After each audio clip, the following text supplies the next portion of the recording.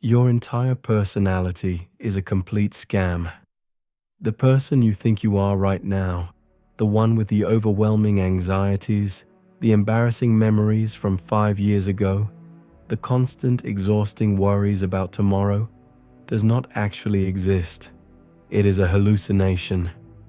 You are currently suffering from a severe psychological delusion, and the worst part is, society completely normalizes it.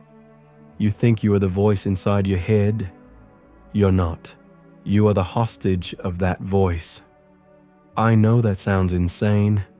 I know it sounds like I'm attacking your very identity. But if you give me just a few minutes, I am going to prove to you that the voice currently speaking inside your mind, the one that might be judging this video right now, telling you to click away, or wondering what I mean, is the singular reason you feel exhausted, anxious, and stuck. And I am going to show you how to finally escape it. Think about your average day. How much of it do you actually experience?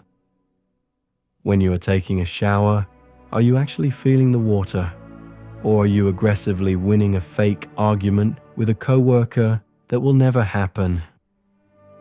When you are driving, are you looking at the road, or are you replaying a deeply uncomfortable social interaction from 3 days ago, literally physically cringing at a memory? This is what I call mental time travel. Your physical body is sitting perfectly safe in a room, but your mind has dragged you to a future disaster that hasn't happened, or chained you to a past regret that cannot be changed. You are nowhere to be found in the present moment. You are a ghost haunting your own life.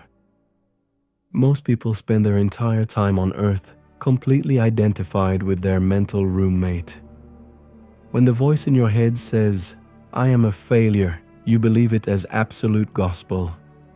When the voice says, "They definitely hate me," you physically feel your chest tighten with anxiety.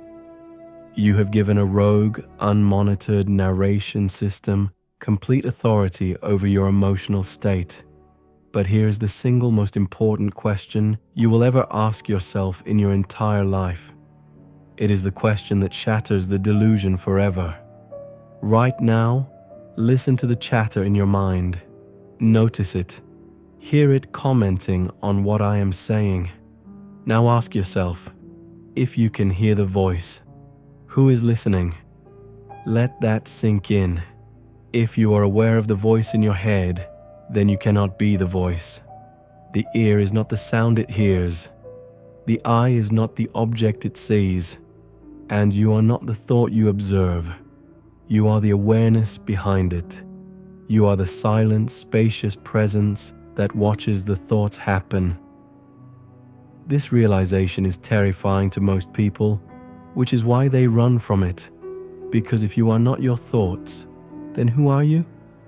But this exact space, this gap between the thought and the observer, is where true, unbreakable peace actually begins. So, why does the mind do this? Why does it torture you with worst-case scenarios and endless self-criticism? Because your mind was not designed to make you happy. It was designed by evolution to keep you alive. Your brain is a highly advanced threat detection machine. 10,000 years ago, it kept you from getting eaten by a tiger. Today, because there are no tigers, it treats a vague, slightly passive-aggressive text message as a mortal threat. Your mind thinks that by constantly obsessing, planning, worrying, and analyzing, it is protecting you from pain. It believes that if it just rehearses every possible negative outcome, you won't be caught off guard. But the reality is, it's just putting you through the trauma of a tragedy that hasn't even happened yet. You are paying emotional interest on a debt you do not owe.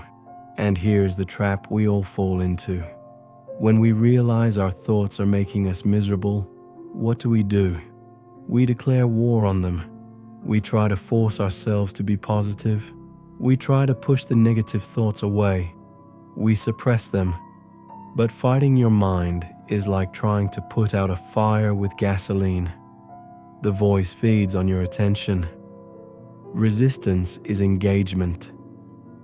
When you argue with a thought, when you panic about having a thought, you are giving it validity. You are telling your brain, yes, this thought is a real threat. Please send more adrenaline. The people you see who possess that magnetic, untouchable calmness haven't figured out how to stop their thoughts. That's impossible. The brain produces thoughts just like the heart pumps blood. The genuinely peaceful people have simply stopped taking their thoughts so seriously. They treat the voice in their head like a crazy person sitting next to them on a subway. They hear the muttering, they observe it, but they don't invite it home for dinner. They don't give it the steering wheel to their life. So how do you actually achieve this? How do you break out of the mental prison? It starts with a shift from participation to observation. The next time you feel the anxiety rising, the next time you catch yourself spiraling down a rabbit hole of imaginary arguments or past regrets, do not fight it. Do not judge yourself for doing it. Instead, create distance. Label it. Say to yourself, I am noticing that my mind is playing the anxiety tape again. I am noticing that my mind is obsessing over tomorrow. Do you feel the power in that simple shift? You go from being the victim of the storm to being the sky watching the storm pass. Clouds come and go, thunder rolls, lightning strikes, but the sky is never damaged. Your thoughts are the weather. You are the sky. Then anchor yourself back to reality. The mind cannot exist in the present moment. It can only survive in the past and the future. So, starve it. Feel the literal sensation of your feet inside your shoes. Notice the temperature of the air on your skin. Listen to the hum of the refrigerator. Bring your conscious awareness violently back to the physical world right in front of you.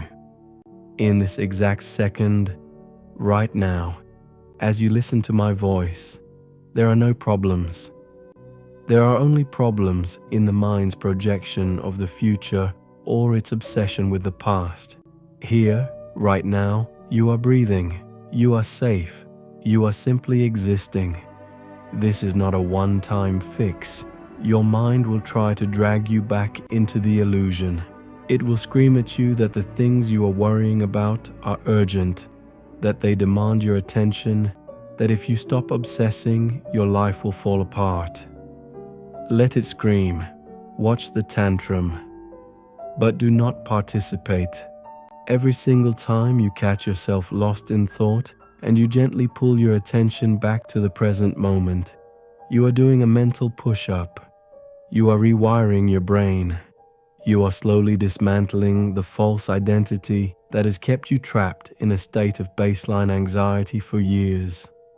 You do not have to live at the mercy of a voice that never shuts up. You have the key to the prison cell in your pocket. You just have to realize you're the one who locked the door in the first place. Stop trying to fix the noise. Just stop listening to it as if it's the truth. Step back into the silent observer that you have always been, and watch how quickly your life transforms into a masterpiece of peace.